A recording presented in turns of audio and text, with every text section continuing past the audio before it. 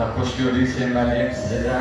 Abi müəllim, istədim ki, söhbətimizə başlamamışdan öncə sizlərin dilindən, sizlərin ifanızda gözəl bir musiqiyə qulaq asaq, bizim tamaşaçılarımızın ruhunu, musiqi zövqünü oxşayar, daha sonra söhbətlərimizə davam edəcək. Mən əminəm ki, bugün hacımız həm bir-birindən gözəl musiqilər səsləndirəcək Hüseyin müəllim və hacımızın özünə məxsus Bakılı ləhcəsində olan şirin söhbətləri, şirin danışığı da bizlər üçün əzizdir və birazdan yenidən sizlərə dinləyəcəyik. Söz musiqinindir. Söz Hüseyin Məlikovundur. Buyurun.